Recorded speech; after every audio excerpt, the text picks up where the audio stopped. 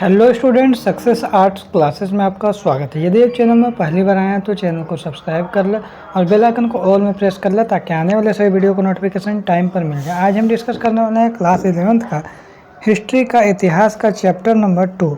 इसका chapter number 1 आपको पूरा डिटेल में आपको बता दिए हैं। यदि आप नहीं देखे हैं तो आप जाकर देख लीजिएगा, उसमें ऑब्जेक्टिव प्लस आपको कॉन्सेप्ट भी समझा दिए। आज हम आपको डिस्कस करने वाले हैं चैप्टर नंबर 2 में 3 महाद्वीप में फैला साम्राज्य। इसके बारे में आज इम्पोर्टेंट पॉइंट, सभी इम्पोर्टेंट पॉइंट को आज इस वीडियो में आपके सामने रखने वाले हैं। उसके बाद से आपका नेक्स्ट वीडियो में एमसीक्यू क्वेश्चन आने वाला है। तो चलिए हम लोग इम्पोर्टेंट पॉइंट को हम लोग डिस्कस करते हैं। देखिए, सबसे पहले यहाँ पर क्या बोल रहा है, रोमन साम्राज्य जो है, जो 3 महाद्वीप में फैला हुआ साम्राज्य। क्योंकि चैप्टर का जो नाम ही है, यहाँ देखिए आपको चैप्टर का नाम यहाँ पर क्या, 3 महाद्वीपों में फैला हुआ साम्राज्य। तो कौन सा साम्राज्य है, तो रोमन साम्राज्य। याद क्या रखिएगा आप, रोमन साम्राज्य जो है 3 महाद्वीपों में फैला हुआ साम्राज्य। इंपॉर्टेंट पॉइंट है, याद रखिएगा, ठीक है। 3 महाद्वीप कौन कौन सा, ये भी आपको जानना जरूरी है। कहाँ तक फैला हुआ, तो एशिया महाद्वीप, यूरोप महाद्वीप और अफ्रीका, ये तीनों में क्या हुआ, फैला हुआ है, ठीक है। कौन है, रोमन साम्राज्य।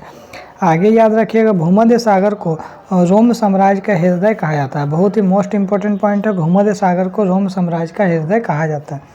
आगे देखिए, चौथा पॉइंट क्या बोला यहाँ पर, रोमन साम्राज्य में गणतंत्र का काल जो है 507 ईसा पूर्व से 27 ईसा पूर्व तक माना गया है। गणतंत्र का काल, ये भी याद रखिएगा, इंपॉर्टेंट पॉइंट है।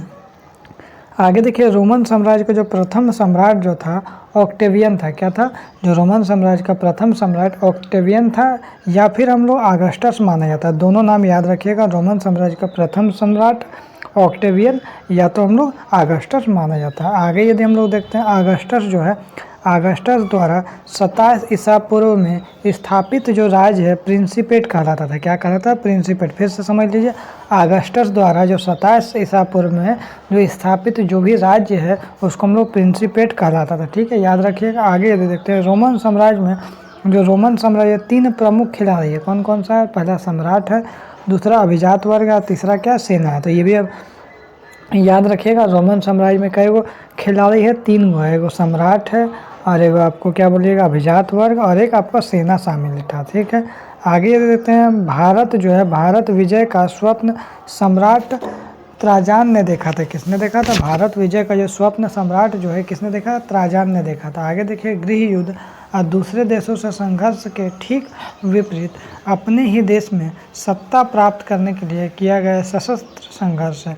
बोला, गृह युद्ध जो है ना, दूसरे देशों से संघर्ष के ठीक विपरीत अपने ही देश में सत्ता प्राप्त करने के लिए किया गया सशस्त्र संघर्ष है। आगे देखिए, यहाँ पर क्या इंपॉर्टेंट पॉइंट को जानिए। दिनारियस जो है, दिनारियस रोम का एक चांदी का सिक्का होता था। रोम में जो है ना, चांदी का सिक्का को हम लोग क्या बोलते हैं, दिनारियस बोलते थे। आगे देखिए, सार्वजनिक स्नान गृह रोम के शहरी जीवन की एक महत्वपूर्ण विशेषता था। क्या था, तो बोला सार्वजनिक स्नान गृह जो है रोम के शहरी जीवन का बहुत बड़ा विशेषता होता था। आगे यदि हम लोग देखते हैं, बोला रोमन साम्राज्य में जो शराब हो गया, जैतून का तेल हो गया और अन्य जो है तरल पदार्थ की ढुलाई जो है जिस मटकों या कंटेनर से होता था उसको हम लोग क्या, एम्फोरा बोलते थे। क्या बोलते थे, एम्फोरा कहा जाता था। क्या बोल रहा है, रोमन साम्राज्य में शराब हो गया, जैतून का तेल हो गया या अन्य कोई भी तरल पदार्थ इसके ढुलाई करते हैं या जिस मटका या कंटेनर में रखते हैं उसको हम लोग एम्फोरा बोलते हैं। आगे हम लोग देखते हैं, रोमन स्पेन में उत्पादित जैतून का तेल मुख्य रूप से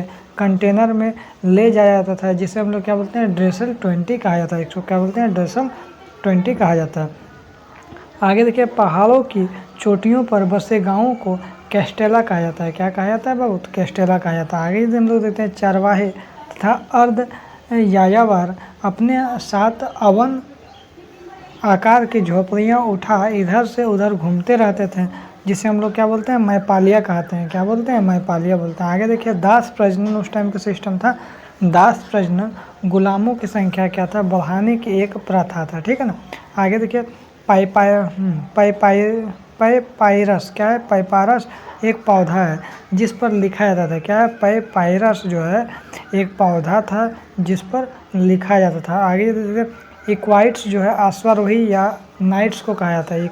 इक्वाइट्स जो है ना, किसको बोलते हैं, अश्वारोही को या नाइट्स को कहा जाता है। साम्राज्य में 4वीं से 7वीं शताब्दी तक के काल को परवर्ती पूरा काल बोलते हैं। क्या बोलते हैं, परवर्ती पूरा काल कहा जाता है। आगे ये देखते हैं ईसाईकरण उस प्रक्रिया को कहते हैं जिसके द्वारा ईसाई जो है धर्म भिन्न भिन्न जन समूहों के बीच बटा है।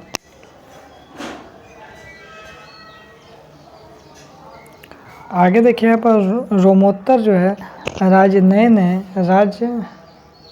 नए राज्यों के निर्माण को कहा जाता है।